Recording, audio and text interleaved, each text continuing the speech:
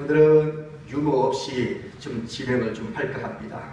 왜냐하면 오늘의 내용은 좀 무겁고 좀 수경한 분위기를 자아내는 그런 말씀이기 때문에 그렇습니다. 오늘 읽었던 본문 말씀이 시편 22편이에요. 여러분 시편 22편 말씀을 딱 읽어보면서 맨 먼저 나오는 표제가 나와요. 표제가 뭐라고 되어 있냐면 뭐라고 되어 있죠? 아할렛 사할이라고 되어 있죠? 아할렛 사할이라고 되어 있습니다. 이게 무슨 뜻이냐면 새벽 사슴이라는 뜻인데요. 여러분 시편을 읽어보면 이렇게 조그만 글자로 말씀 시작하기 앞서서 여러 가지 그 표제가 붙어있는 것들을 보게 될 겁니다. 시편은 한마디로 얘기하면 노래예요. 우리가 글로서 지금 보니까 이게 노래인지 아닌지 구별하기가 어렵지만 이 시편은 노래입니다. 노래이기 때문에 음악이기 때문에 이 음악 전문적인 용어들이 이 시편에는 참 많이 나와요. 근데 그런 것들을 우리가 이제 알지를 못하니까 그냥 넘어가는 것이죠. 그러니까 중요한 게 아니니까 오늘 시편 22편을 읽었어요. 여기는 뭐라고 되어 있자고요? 아할렛 사할이라고 되어 있다고 말씀드렸죠? 맞습니까? 여러분 성경에 그렇게 되어 있죠? 아할렛 사할이라고 되어 있습니다. 아까 잠깐 얘기했어요. 이 말의 뜻이 뭐라고 그랬죠? 새벽 사슴이라고 하는 뜻을 가지고 있다고 말씀드렸어요. 그래서 어떻게 불러라? 이 노래를 부를 때는 이른 아침에 사슴이 활쩍활쩍 뛰는 것 같이 경쾌하고 명랑하게 불러라. 그것이 시편 22편입니다. 자, 그런데 이해가 안 될 겁니다. 자, 금방 우리가 읽었던 이 시편 22편은 다윗이 지은 시예요. 다윗이 시라고 되어 있죠? 다윗이 지은 시예요. 근데 여러분 지금 읽으면서 어떤 느낌이 들던가요? 밝고 경쾌한 느낌이 듭니까? 아니면 좀 어둡고 수별하고 고난이 느껴지고 그런 게 느껴지죠? 근데 밝고 경쾌하게 불러라. 이게 마을 멜레스 산의 시작. 말이 안 맞잖아. 앞뒤가. 그렇죠? 이 부분에 대해서 그 부분에 가서 다시 한번 정리를 좀 하겠습니다. 자, 어쨌든 오늘 이 시를 가만히 읽어보면 정말로 이 작사자, 이 다윗이 인생 가운데 처절한 고통, 말로 표현할 수 없는 엄청난 고통을 겪었다 하는 것을 우리는 여기서 볼 수가 있어요. 구구절절 밝은 모습이 나오지 않아요. 어둡고 고난이 겹쳐있고 정말로 처절한 아픔을 지금 노래를 하고 있습니다. 자, 그렇다면 오늘 이 시를 읽으면서 다윗이 도대체 어떤 고난을 겪고 있었길래 정말 이렇게까지 아픔을 표현하고 있습니다. 이 아픔 속에서 과연 하나님은 어디 계신 것인가? 정말 하나님은 살아계시기는 한 걸까? 아니 다윗이 지금 이런 고통 속에 좀 부르짖고 있는데 그 속에 하나님은 침묵하고 계시다 이 말이에요. 과연 하나님은 어디 계신가? 살아있기는 한 걸까? 이런 회의감마저 들 수밖에 없는 것이 지금의 이 시입니다. 그가 당한 고난이 도대체 뭘까? 그가 당한 고난이 도대체 무슨 고난을 겪었길래 이런 아픔을 지금 이렇게 노래를 지금 하고 있습니다. 속 시원하게 나타나 있지는 않습니다. 도대체 10편 제22편이 어떤 배경 속에서 이 시를 썼는지 나오지 않아요. 그러면 이제 그렇다고 가만히 있을 수 없잖아요. 이거는 공부하는 사람 입장에서는 찾아봐야 되겠죠.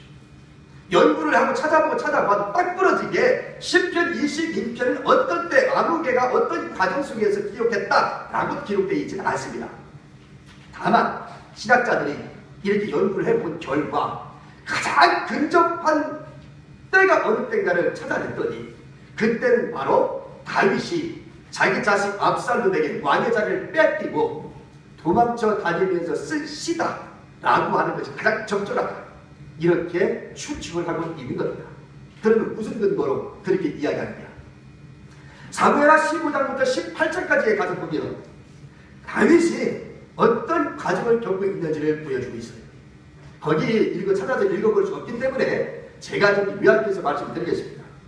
사무엘하 15장에 가면 자기 자식, 다윗의 자식인 이 압살롬이 4년을 거쳐서 무려 4년을 거쳐서 개냥을 꾸며요.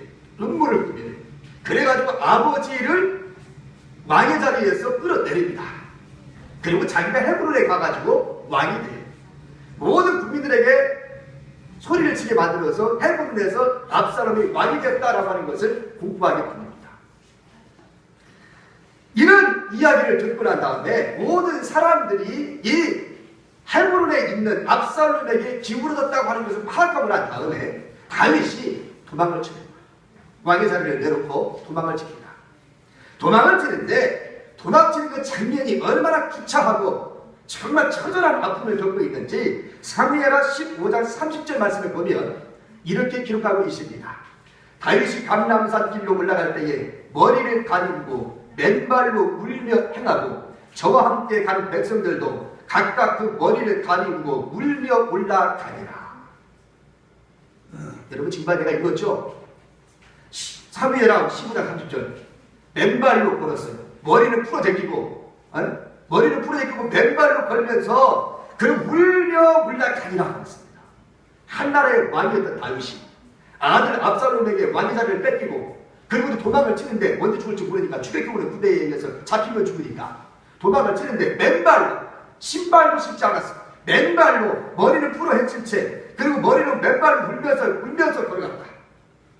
한나라의 왕이었던 왕이 하루아침에 백성들 볼까 울면서 맨발로 걸어갔다. 남이 보면 어떤 사람이 이런 모습이면 완전 미친 사람이지. 여러분 우리 주변에 이런 사람 보면 미친 사람이라고 얘기 안 하겠습니까? 지금 왕이 그렇게 하고 있어요. 지금 다윗이 그때 상황이 얼마나 처절했는지 말입니다. 그 감람산에 올라갔다고 했어요. 감람산. 그러면 감람산이 어디요? 우리 지난주에 얘기했던 것처럼 겟세마네 동산입니다. 아셨어요? 예수님이 마지막 그들과 함께 겟세마네 동산에 기도하셨다는 거 지난주에 했잖아요. 지금 감람산을 올라갔다고 했어요. 맨발로 물을 머리에 풀어 헤친 채 둥그러 흘려가면서 울면서 다윗이 말합니다. 그 감람산을 천년이 흐른 이 예수님께서 바로 그 길을 마지막 기다들과 함께 기도하기 위해서 올라갔던 그 길이에요. 뿐만 아닙니다. 이 도피 중에 바구림에 이르렀을 때에 바구림이라는 동네에 이르렀을 때에는 사울가의 친족 중 시므이라고 하는 사람이 나타납니다. 이 시므이라는 사람이 나타나가지고 하는 말이 다윗이 지나가는 그 행렬을 심한 조롱을 하고 모욕감을 줍니다. 뭐라고 모욕감을 주느냐? 16장 6절부터 8절까지의 말씀을 제가 읽어볼게요. 돌을 던지면서 저주하고 조롱합니다. 그러면서 이렇게 이야기합니다. 피를 흘린 자여 사악한 자여 가거라. 사울의 족속의 모든 피를 여호와께서 네게로 돌리셨도다. 그를 이어서 네가 왕이 되었으나 여호와께서 나라를 내 아들 압살롬의 손에 넘기셨도다. 보라 너는 피를 흘린 자이므로 화를 자초하였느니라. 누가 이렇게 얘기한다고요? 사울의 친족이었던 시므이입니다. 다윗이 지금 울면서 지금 맨발로 좀 걸어가고 있는데 꼴 좋다. 네가 사울왕을 제치고 지가 왕이 되더니 아들에게 또 뺏겼네? 그리고 돌을 던지면서 조롱하면서 이따위 짓을 하고 있다는 말이에요. 한나라의 왕이었던 이 다윗이 말입니다. 다윗은 이 당시에요. 어찌할 방법이 없었어요. 자기 측근 이 요압 장군을 통해서 이 요압 장군이 저주하고 있는 돌을 던지고 저주하는 저놈을 내가 칼로 물어 죽이겠습니다라고 이야기했지만 다윗은 말렸습니다. 내버려둬라. 하나님께서 저 입을 통해서 나를 저주하게 하는 것인데 내가 뭔 잘난 게 있다고 쟤를 죽이려고 그러냐. 죽이지 마라. 이렇게까지 됩니다. 다윗이 할 수 있는 것이 없어요. 왜일까요? 왜? 다른 사람이 자기의 왕의 자리를 뺏겼다면 아마 군단을 이끌고서 처절하게 아마 싸웠을지도 모르겠어요. 그런데 누구한테 지금? 자기 아들 압살롬. 자기 아들의 압살롬이요. 그래도 많은 아들들 중에서 다윗을 제일 이뻐했고요. 제일 사랑했고요. 제일 아꼈던 사람이 압살롬이에요. 성경은 그를 보면서 얼굴이 준수하게 생겼다라고 기록하고 있습니다. 압살롬. 머리도 막 참 잘생겨가지고 말입니다. 그랬던 압살롬이 믿는 도끼에 발등 지킨다고 자기 아들에게서 임금의 자리를 뺏긴다고 붙었다 일어날 거라고는 생각도 못했지. 근데 다윗이 지금 자기 아들에게 왕의 자리를 뺏겨가지고 지금 도망치고 다니고 있는 거야. 방법이 없어. 내가 쫓아가서 저 아들 죽이다니 내 아들 죽이는 것만 더냐? 아버지가 내가 곧 아들 죽일 수 있어. 저놈의 자식은 나를 죽이려고 하지만 아들가 돼서 어찌 아들을 죽일 수 있냔 말이야. 자기의 군사들이 다윗의 그 용장들이 여러 번 걸쳐서 이야기했지만 말아라. 그러지 마라. 그리고 나중에 이제 뒤집어지는데요. 나중에 뒤집어집니다. 뒤집어질 때 전쟁이 벌어져요. 마지막에 그때 가서 또 뭐라고 하면 시집 당부를 해. 자기 부하들에게 다윗이 이번 전쟁에 제발 내 아들만 목숨만을 건들지 말아라. 저들을 따르는 추종자들은 너희를 어떻게 해도 좋지만 내 아들 압살롬만큼은 목숨 건들지 말아라. 그렇게까지 부탁을 합니다. 이 결국 이제 그 부하가 죽입니다만은 죽여서 결국 이제 전쟁을 역전돼가지고 빼앗겼던 임금의 자리를 다시 되찾아요. 나중에 거기까지는 이제 제가 전체적으로 요약을 하고 좀 제가 넘어가겠습니다. 바로 이 시점입니다. 그러니까 그때의 심정을 시편 22편을 통하여 다윗이 지금 담고 있다는 말이에요. 이러지도 못하고 저러지도 못하는 그 심정. 다윗이 왕의 자리를 뺏기고 말입니다. 그 심정을 하나하나 표현하는데 1절에 오늘 읽었던 시편 22편 1절에 단 한 절로 아주 그때의 심정을 적나라하게 아주 표현합니다. 그게 뭐라고 되어 있어요? 하나님이여 내 하나님이여 어찌 나를 버리셨나이까. 어찌 나를 멀리하여 돕지 아니하시오며 내 신음소리를 듣지 아니하시나이까 라고 합니다.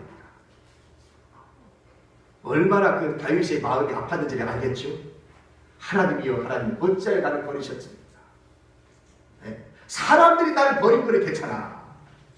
다른 사람이 나를 버렸다면 괜찮아. 내가 이겨낼 수 있어. 근데 어찌하여 하나님은 나를 버리셨나이까 라고 하는 거예요. 다윗이죠. 이 말씀이 왜 유명해졌느냐? 바로 예수님께서 십자가에 달리셨어요. 이 시편을 인용을 했기 때문에 유명해진 거예요. 기억나시죠? 예수님 십자가상에 달려서 뭐라고 합니까? 엘리 엘리 라마 사박다니 나의 하나님 어찌하여 나를 버리셨나이까. 이렇게 기도하셨습니다. 그래서 유명해집니다. 자, 그래서 신학자들은 이 시편 22편을 메시아의 고난을 예언한 예언의 말씀이다 라고 해석을 해요.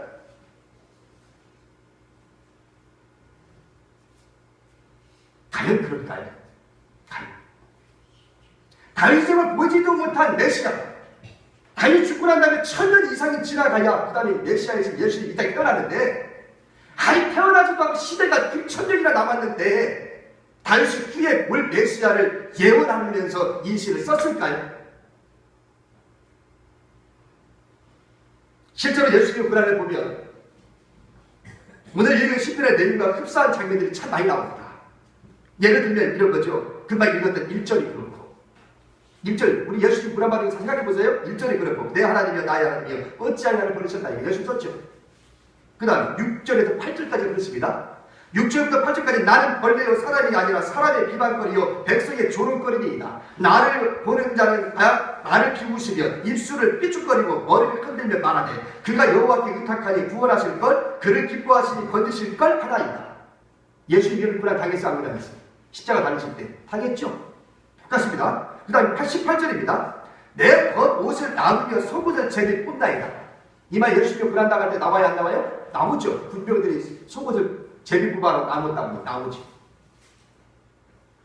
마치 예수님이 이 땅에 오셔서 고난받고 지나가는데 이 시편에 있는 이 다윗이 벌써 보지도 않은 메시아의 고난을 UFO 타고 갔는지는 몰라도 시대를 그 백투더 퓨처처럼 타임머신을 타고 가서 보고 와서 그렇게 그림을 그리고 있는지는 몰라도 예수의 고난의 모습을 그대로 그려놓고 있다. 그래도 신학자들은 이 시편 22편을 메시아에 대한 예언의 말씀이라고 해석을 합니다. 이런 측면에서. 맞습니다. 그러나 저는 메시아의 그 말씀을 그렇게만 푼다면 때로 안 믿는 사람 입장에서 보면 너무 억지 아니요? 이런 비판을 면하기 어려운 것이라고 봅니다. 메시아에 그때 갖다 붙이기만 하면 되는 거냐? 라고 얘기한다면 할 말 없어요. 저는 그래서 개인적으로 이렇게 해석을 좀 하고 싶습니다.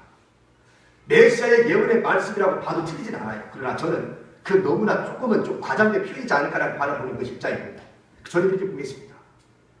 여러분, 예수님이 고난당하실 때에 그 고난의 극치를 뭐라고 표현할 길이 없었어요.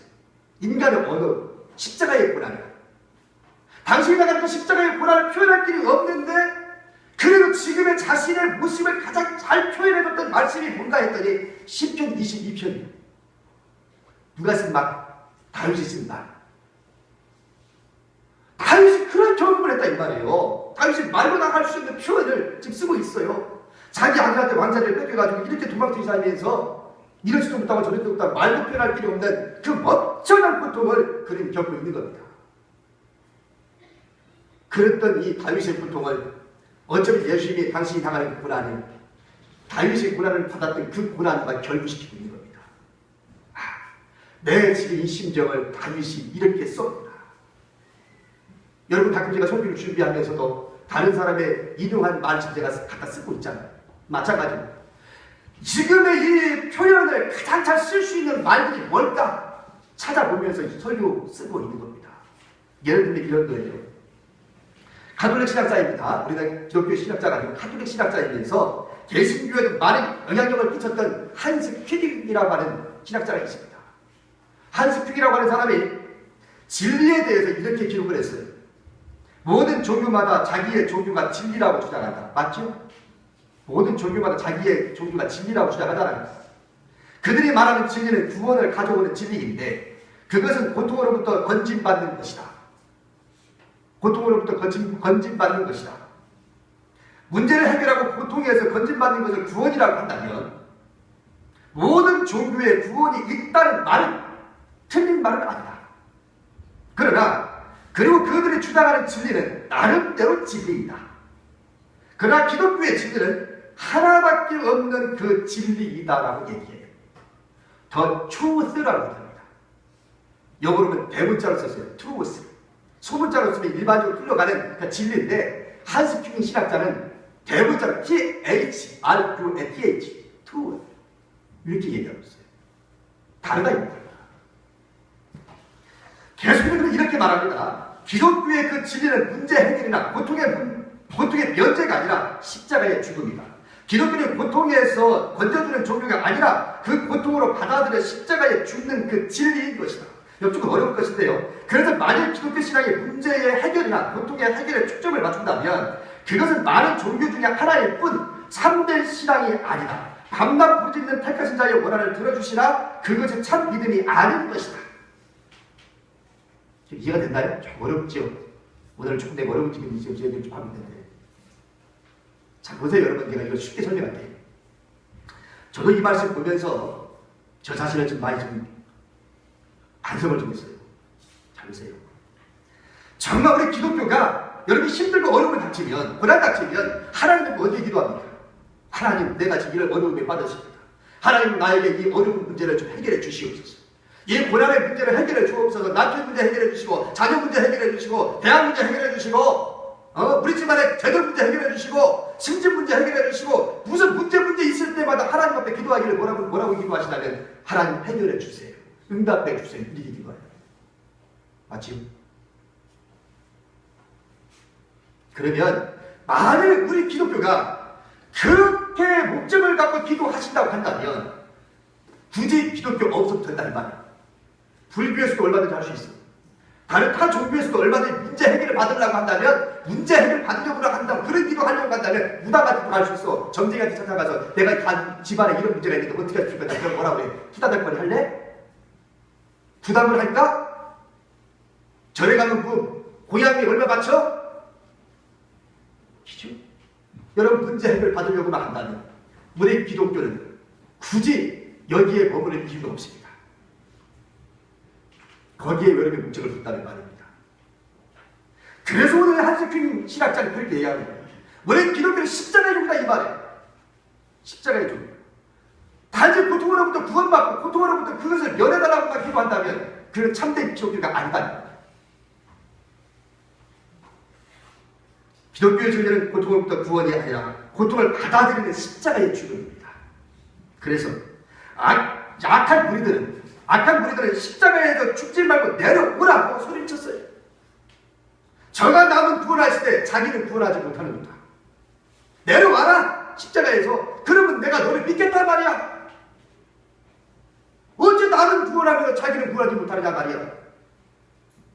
악한 사람들은 예수 십자가 달릴 때 그렇게 조롱을 했어요. 내려가. 하나님 아들이라며. 당신 그토록 그렇게 많은 기적을 행하지 않냐고. 죽은 자 살리고 병든 자 고치고 말이야. 그렇게 많은 기적을 해갖고 나는 하나님의 아들이라고 얘기했는데 왜 지금 십자가에 달려있냐 말이오. 얼마든지 내놓고 싶잖냐. 그렇게 이야기하고 있습니다. 그리고 예수님도 뭐라고 그래요? 엘리 엘리 라마 사박다니, 나의 하나님 나의 하나님 어찌하여 나를 버리셨나이까. 하늘도 나를 버렸고 땅도 나를 버리고 이 사람 모든 사람이 다 나를 버려서 어찌하여 나를 버리셨나이까. 그렇게 탄식했습니다. 우리 예수님 말이죠. 그 정도로 부르짖었으면 좀 응답해 주셔야 되지 않겠어요? 그러잖아요. 그래 하나님 아닙니까? 자식이 힘들고 어렵다고 막 아우성치고 그러면 부모가 어떻게 해야 돼? 들어줘야 되는 거 아니에요? 그래야 부모잖아.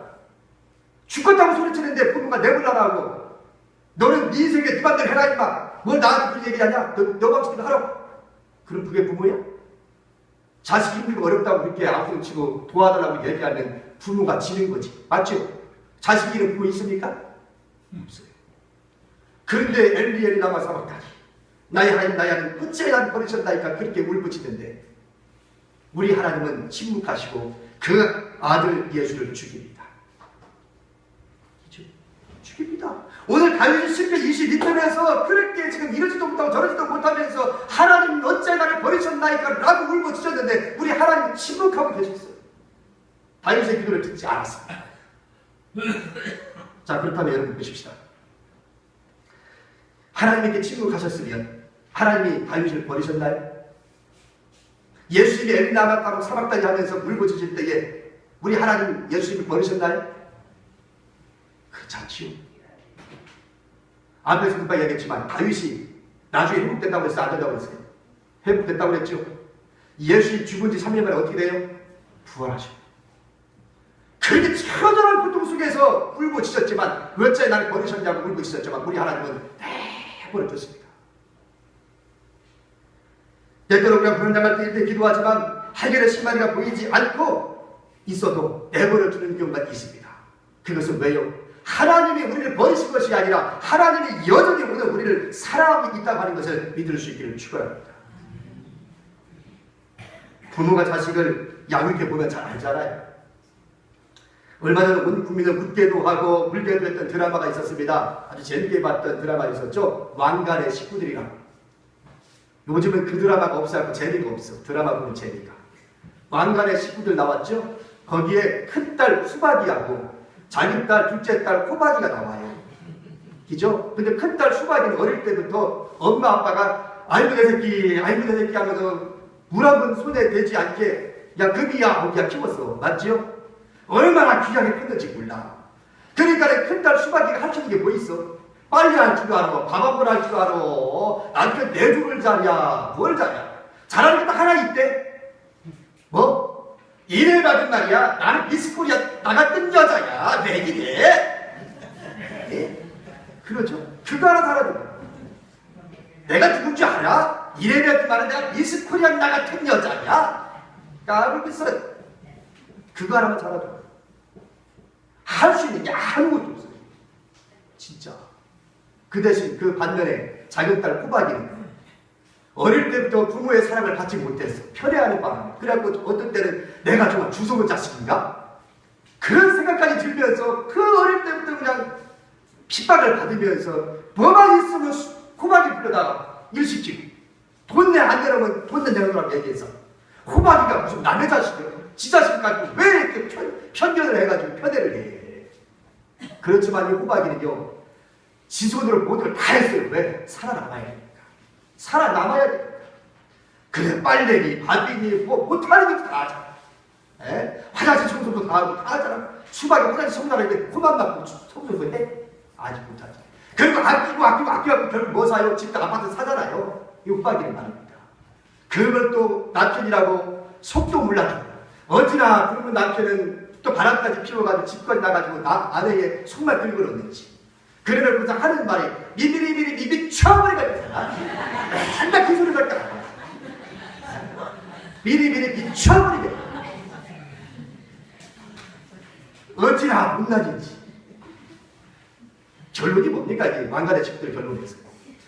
수박이는 쫄딱 망하고 호박이는 그래도 잘했죠. 그래 지점장까지 올라갔잖아요. 성공했어요. 아파트도 사고 지점장까지 되고 성공했다. 여러분 정말 이게 뭡니까? 고생을 해본 사람만이, 고난을 겪으면 사람만이 알아. 그냥 큰딸이 수박이는 매일 힘들고 어렵다가 엄마가 뒤집고 가가지고 다 해결해서 엄마가 애한테 해결할 수 있는 기회를 주지 않아. 그러니까 엉망돼버려.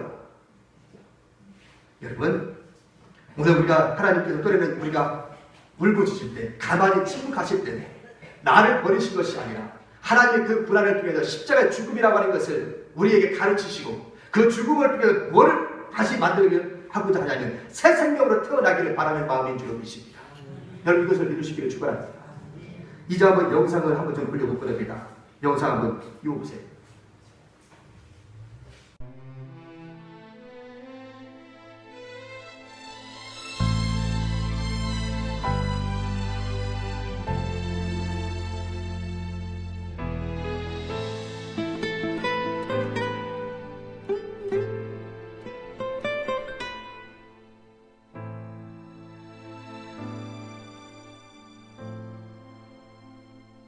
십자가를 등에 지고 병정들을 이끌려 주님 갈보리의 길을 걸을 때 사람들은 몰려왔네.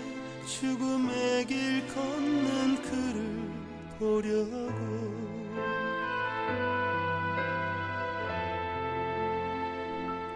가시멸 유관을 쓰신 주를 조롱하였네. 채찍 소리에 흥겨워하면서 그들은 소리쳤네. 자칭 메시아를 못 박으라고. 사랑하는 제자마저 모두 떠나버리고 증오와 멸시의 비웃음 속에서 너와 나를 위한 그의 절한 사랑 때문에 주님은 그 길을 걸어가셨네. 갈보리 길.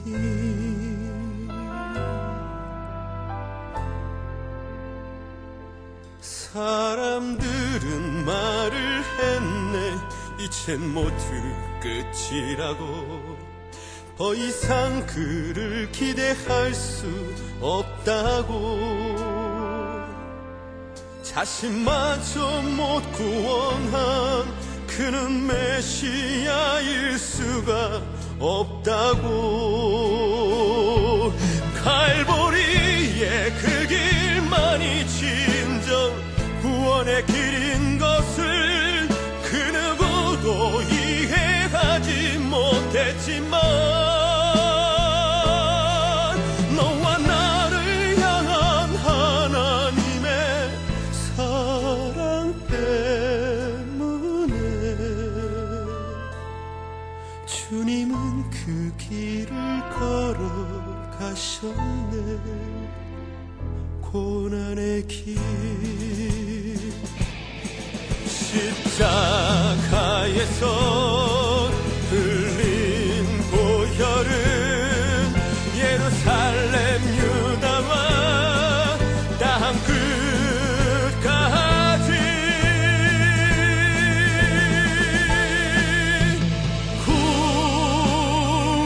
구원의 강물이 되어 온 세상을 덮었네. 세상의 모든 죄를 대속했네. 모두 비웃고 조롱하며 떠났던 바로 그 길을 이제 너와 내가 가야만 하네. 생명의 길.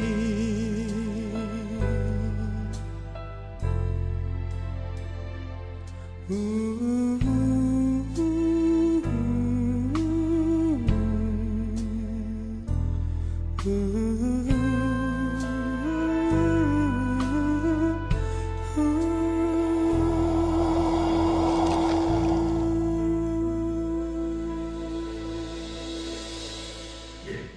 결론을 내릴까 합니다. 기독교는 앞에서 이야기했던 것처럼 구해주세요, 문제 해결해 주세요, 이것만이 아니라 그 문제 속에 내가 그 문제를 가지고 십자가에 못 나가야 돼. 그것이 아니면, 예수 믿다가 문제 해결되지 않으면 에이, 예수 떠나야지, 나하고는 안 맞는가, 이렇게 되고 마는 겁니다. 저는 오늘 이 말씀 준비하면서 내가 자꾸 잘못 가르쳤구나. 교회들한테 그냥 예수 믿으면 무조건 축복받고 무조건 해결받고 무조건 모든 문제가 다 진리에 고침받고, 이것이 아니라 우리는 고난을 당한다 때 우리는 그 고난 앞에 어떻게 해야 되느냐. 하나님, 잘 이길 수 있게 해주세요. 나에게 이 고난을 잘 이겨낼 수 있는 힘을 주세요. 나에게 이것을 견뎌낼 수 있는 믿음을 주시옵소서. 나에게 인내를 주시옵소서. 나는 십자가에 못 박아 죽고 다시 부활의 영광으로 거듭나기를 원합니다. 새 생명으로 다시 태어나기를 원합니다. 이렇게 기도해야지 참된 기도라고 믿습니다. 그저 문제 해결만을 구하는 것이 아니라. 그래서 오늘 이 시간 우리가 정말 하나님께 새로 태어난 계기가 이 시간 만들어지기를 주의 이름으로 축원합니다. 기도하겠습니다. 살아계신 우리 아버지,